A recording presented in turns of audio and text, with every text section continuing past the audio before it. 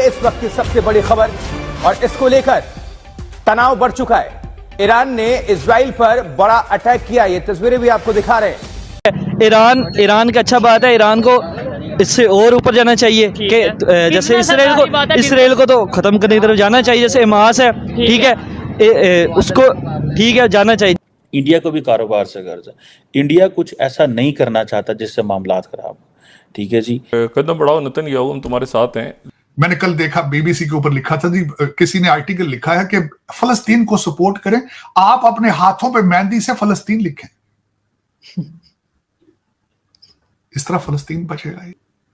आप अपने हाथों पे फलस्तीन लिखने से आपका क्या हाल है, फलस्तीन बच पाएगा। 15 मिलियन ज्यूज हैं और अपना वो कहते हैं जब तक हम अपना टारगेट अचीव नहीं करेंगे, 33-34 हजार वो मार चुके हैं, कहते हैं हम नहीं रुकेंगे।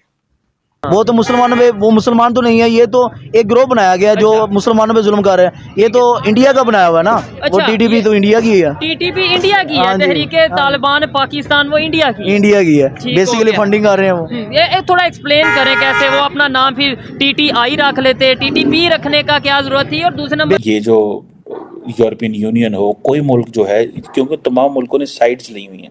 अगर आप यूरोपियन यूनियन को देखें या अमेरिकन को देखें, उन्होंने क्लियर साइड्स ली हुई हैं कि इंडिया को कहा जाए कि आएँ और हमारी हेल्प करें, अनलेस कि दे आस्क इंडिया के हेल्प अस।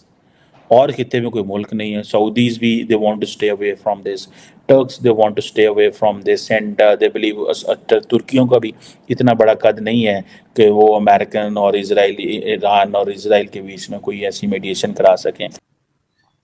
और ये सिर्फ ये गाजा की बात नहीं है, हर इस्लामिक कंट्रीज गाजा, हर इस्लामिक कंट्रीज गाजा। ना कॉन्स्टिट्यूशनल राइट्स हैं, ना ह्यूमन राइट्स हैं, ना वहां पे। और जो दूसरी मुस्लिम कंट्रीज है उनको भी ये स्टेप उठाना चाहिए, जैसे सऊदी है, पाकिस्तान है, ठीक है, तुर्की है। तो इन बड़ी स्टेट को बोलना चाहिए, जब तक बड़ी स्टेट नहीं बोलेंगे वो कोई भी नहीं रोकेंगे, ठीक है। लेकिन यूएस की तरफ से जो उनके डिप्लोमेट्स हैं तुर्की में, उन्होंने अलर्ट कर दिया कि भाई आप यहाँ से मूव हो जाएं, या जो है आप हाई अलर्ट कर दिया उन्होंने कि भाई मतलब यार तुर्की भी जो है इस तरीके से स्टेटमेंट दे रहा है। तो ये अच्छी बात है, इससे स्टेटमेंट होनी चाहिए, जैसे पाकिस्तान को भी इस पे स्टेप अप होना चाहिए कि हमें भी कुछ करना चाहिए, ठीक है। सिर्फ ना कि ईरान जो छोटी छोटी कंट्री, ईरान तो पहले ही पिसा हुआ है, ठीक है। वो अपने आपको लगता है इससे हम अगर कंपैरिजन किया जाए ईरान और पाकिस्तान की, जो ईरान आगे है पाकिस्तान, तो फिर वो छोटी कंट्री तो ठीक है। लेकिन देखिए उनके ट्रेड किसी मुल्क के साथ नहीं है, अच्छा। सिर्फ अपने मुल्क में ज्यादा कमा के सर कर रहे हैं, ठीक है। और इंडिया के बड़ी स्टेट्स में नहीं है, में जितना ट्रेड कर रहा है ना ईरान, आपको शायद अंदाजा नहीं, ठीक है। वो किस तरह स्मगल ही कर रहे हैं ना। अच्छा, पाकिस्तान से स्मगल कर रहे हैं, पाकिस्तान के साथ स्मगल कर रहे हैं, क्योंकि पाकिस्तान क्या करता है। देखिए इंडिया ऑयल कैसे ले रहा है आपको भी पता है, अच्छा, कैसे कौन सपोर्ट कर रहा है, ठीक है। ईरान का अच्छा बात है, ईरान को इससे और ऊपर जाना चाहिए कि जैसे इसराइल को तो खत्म करने की तरफ जाना चाहिए, जैसे हमास है, ठीक है, उसको ठीक है जाना चाहिए, जैसे पाकिस्तान है। अच्छा, ऐसे कि आपको नहीं लगता कि इन कंट्रीज को भी नुकसान होगा? देखें, आपने बोला कि जैसे आपको मैंने बताया कि ईरान इंडिया के साथ जो है वो बिजनेस कर रहा है, ट्रेड कर रहा है ऑयल के हवाले से, चाइना के साथ कर रहा है, लेकिन इंडिया जो है वो इसराइल के साथ खड़ा है। तो अगर ईरान हमास के साथ खड़ा होगा तो आपको नहीं लगता कि रिलेशन खराब होंगे, या ये बिजनेस आपस में चलता रहेगा? देखिए इनका बिजनेस तो चलता रहता है, बिजनेस तो कोई भी खराब नहीं करेगा। ईरान है, ईरान अपने साइड बिजनेस चलाता रहेगा, और इंडिया को भी पता है कि हमें पेट्रोल जो है दूसरी निस्बत कंट्री से सस्ता मिल रहा है, वो इस वजह से उससे पेट्रोल लेना बंद नहीं करेंगे, और वो सपोर्ट इसराइल को करेंगे। उन्हें पता है कि वो इसराइल उनका अमेरिका का जिसकी वजह से सपोर्ट कर रहा है, और चाइना को चाहिए कि बीच में अपना रोल अदा करे, इनमें मतलब इसराइल को जंगबंदी के लिए तरफ लेके आए, ठीक है। आपकी जितनी भी बातें थी उनमें से एक बात से मैं मेरा दिल खुश और एग्री करता हूँ कि जंगबंदी की तरफ लेके आना चाहिए। मोस्टली लोग, मैं इस टॉपिक के ऊपर 5 से 10 वीडियोस बना चुका हूँ, और हर पाकिस्तानी नौजवान यही कहता नजर आ रहा है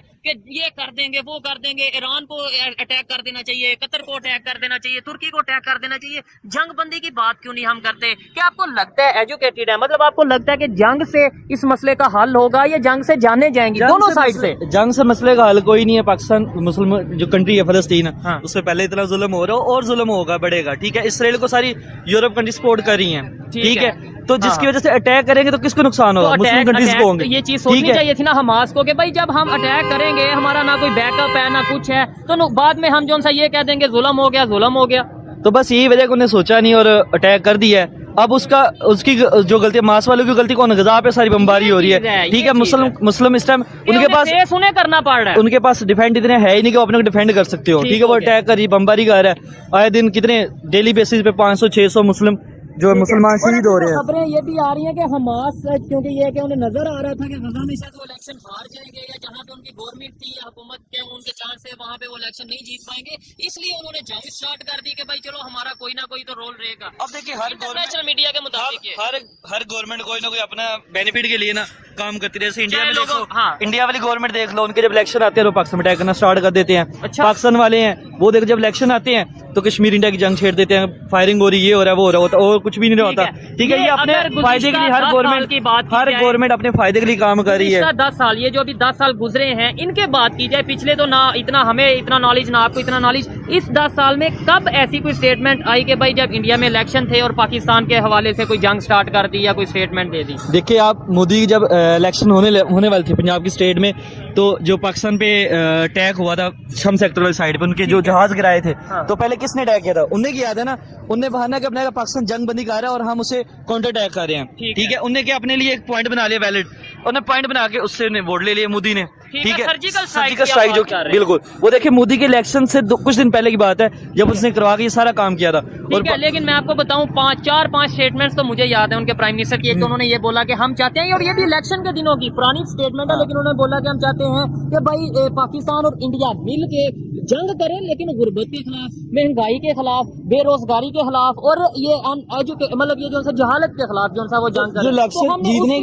इलेक्शन जीतने के लिए पॉइंट बात करते, उसके बाद कहाँ पे उसने कोई बयान दिया है इलेक्शन जीतने के बाद पाकिस्तान की तरफ से अगर कोई पाकिस्तान वाले positive वैसे statement ही जाती कि हाँ भाई ठीक है मैं भी राजी हूँ, यानी कि हमारे प्राइम मिनिस्टर कहते हैं, लेकिन वो ये कहते हैं हम बात किससे करें, उन्हें एक ये भी शिकवा, उन्हें ये भी आपको पता बात किससे करनी चाहिए? तो क्या आपको अच्छी तरह जानते हैं पाकिस्तान में जिनसे बात करनी चाहिए उनसे करनी चाहिए ना, ठीक उसके अलावा बात करने का फायदा ही नहीं है। ठीक है, लेकिन प्राइम मिनिस्टर को तो प्राइम मिनिस्टर से बात करनी बनती है, अगर वो उनसे बात करेंगे तो वो क्या आपको लगता है कि ऑथेंटिक होगी? तो देखिए ना, मसली हमारे मुल्क का ये है, ऑथेंटिक बंदे से बात ही नहीं हो सकती। जब बिनल में बंदा बात करे, एक और थर्ड पार्टी जो थर्ड कुव्वत है, ठीक है, जो हमारे ऊपर मुसल्लत है शुरू से लेके अब तक, और हमारे बच्चे मुसल्लत रहेंगे, ठीक है, उन्हीं से बात उन्हें करनी है, ठीक है, और बात उसके अलावा कर भी नहीं कर सकता। जबरदस्त हो गया। काफी बातों से मैं एग्री करता हूँ, इनकी कुछ बातों से डिसएग्री भी करता हूँ, लेकिन ये बताएं जैसे रशिया स्टेटमेंट दे रहा है, जैसे अभी चाइना की तरफ से भी स्टेटमेंट आ रही है, इस्लामिक कंट्रीज ये कह रहे हैं कि भाई हम जो सा ओपनली हमास को सपोर्ट करते हैं, तो आपको नहीं लगता कि ये नुकसान सिर्फ एक कंट्री का, एक ग्रुप का नहीं बल्कि पूरी दुनिया का होने वाला है अगर ऐसी ही सिचुएशन रही? देखिए थोड़े दिन पहले यूक्रेन पे जंग वगैरह रूस की यूक्रेन हुई है,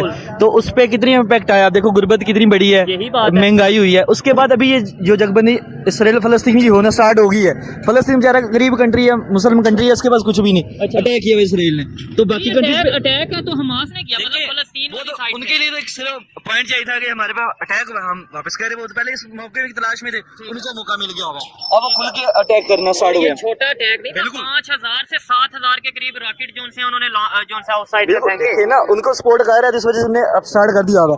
तो ये चाहिए कि मुस्लिम कंट्रीज को इसमें एक स्ट्रॉन्ग पॉइंट के साथ जाएं, ठीक है, सिर्फ सपोर्ट से नहीं होता, चाहिए कम से कम क्लियर अपनी स्टेटमेंट तो दे, पता है। दोस्तों मुझे उम्मीद है कि ये वीडियो आपको पसंद आया होगा। वीडियो पसंद है तो प्लीज़ हमारे YouTube चैनल को जरूर सब्सक्राइब कीजिए।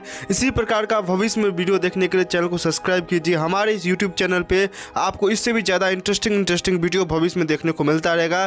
तो प्लीज़ हमारे YouTube चैनल सोच टाइम्स को सब्सक्राइब कीजिए, वीडियो को लाइक कीजिए, इस वीडियो को अपने दोस्तों के साथ जरूर शेयर कीजिए। नमस्कार, फिर मिलेंगे अगले